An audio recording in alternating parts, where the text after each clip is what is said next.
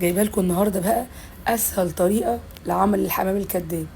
اي حد ما بيعرفش يعمله بعد ما يشوف الوصفه دي هتبقى بالنسبه له سهله، وسهل قوي ان هو يعمله، وان شاء الله هتطلع معاكم ناجحه من اول مره. ادي الوراك او الحمام الكداب بعد ما استوى. بصوا ما شاء الله، والرز مفلفل ازاي. حاجه كده وصفه سهله وسريعه وما فيهاش اي تعقيدات خالص. يلا كده قبل ما نبدأ الوصفة نسمي الله ونصلي على الرسول ونشوف الوصفة الحلوة دي عملناها ازاي مع بعض. بجيب الأول كده عندي صينية، بفرط كده فيها الرز. دول أنا عملت كوبايتين من الرز المصري بتاعنا. شوحت بصلايه كده الأول، وبعد كده نزلت بالرز بتاعنا، معلقة صغيرة من القرفة، حبة ملح وحبة فلفل. وطبعا المية بتاعت الرز ما بنسويهاش قوي، ما بنغطهاش، والميه بتبقى قليله. احنا كده كده بننزله لا اما نص سوا لا اما تلات ارباع سوا، بيكمل سوا طبعا في قلب الوراك. تمام. دول حوالي 2 كيلو من الوراك المخليين، بغسلهم كويس واسيبهم يتصفوا. التتبيله بتاعتهم بقى قبل ما احطهم في الرز عشان ما اطولش عليكم: بصلايه مبشوره وطماطميه وملح وفلفل. بسيبهم مع بعض يتبلوا لمده نص ساعه كده. وبعد كده بعد الرز ما يبرد بجيب عندي ورك وبلفه رول زي ما انتوا شايفين. مش هحط خله ولا هعمله باي حاجه، ولا ورق سلوفاني ولا اي حاجه. بصوا كويس، هنا الرز بحشي الورك كده كويس بالرز، الخلطه ده.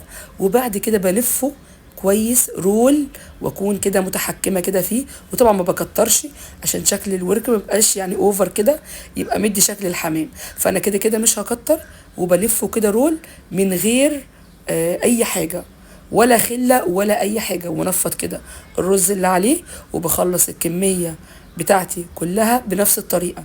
اهم حاجه مش هنحشيه قوي، يعني نكون على قد الورك معقول، اللفه تكون مظبوطه ومعقوله عشان يدي شكل الحمام.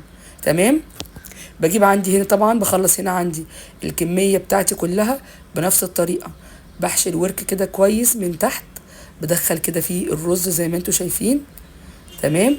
وبحاول ما كترش الرز فيه عشان اعرف الف رول يبقى تلف معايا بسهوله ويبقى شكله حلو. تمام. بخلص بقى هنا عندي الكميه بتاعتي كلها. ببص بلف رول ازاي بسهوله، مش محتاج بقى ولا اي حاجه عشان نثبته بيه. كده كده هنرصه في صينيه وهتشوفوه دلوقتي عامل ازاي. بجيب بقى هنا عندي صينيه، وبنزل بالوراك بعد ما لفتها رول بالرز، وبنزل كده بيهم واحد واحد، وبنفضها لو فيها رزايه من على الوش او اي حاجه. برص عندي الوراك كلها، وبجيب بقيه الخلطه اللي هي الطماطمايه والبصل والملح والفلفل، وبروح حطاهم كده على الوش. اهم بقى حاجه في الوصفه دي اللي هو الخلطه اللي هنعملها على الوش، عباره عن ايه: معلقه من الصلصه، معلقه من دبس الرمان، صلصه المعلبات، دبس رمان، حبه زيت يعني معلقه كده كبيره من الزيت، ملح، فلفل. وبقلبهم كده مع بعض كويس، وهوريهم لكم دلوقتي. هحطهم على الوراك هيديلهم لون روعه في التسويه. تمام. هنا بخلص عندي الكميه بتاعتي كلها، بكون محضره حوالي نص كوبايه من الميه المغليه، وبنزل بيها على الوراك. وبكون محضره الفرن درجه حراره 240، بياخد بالظبط في الفرن حوالي من ساعه لساعه وربع تقريبا. زي ما قلت لكم كده هنا خلصت الكميه بتاعتي كلها. بجيب الطماطم بقى، التتبيله الاولانيه بتاعت الوراك، بنزل كده بيها في الصينيه. وبجيب عندي التتبيله اللي قلت لكم عليها، دي اهم حاجه هتدي الوراك لون طعمه روعه. هتلاقوا الوراك من بره مقرمشه كده، من على الوش كده مقرمشه، ومن جوه من جوه طريه قوي ما شاء الله.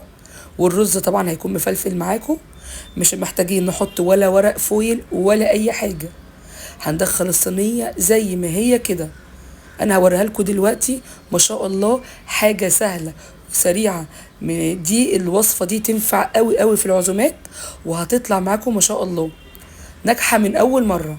تمام. وربع كوبايه او نص كوبايه من الميه المغليه، وبدخلها الفرن بالظبط زي ما قلت لكم، بالظبط ساعه وربع تطلع بالشكل القمر ده. لو الوصفه بقى عجبتكم لايك وشير واشتراك في القناة.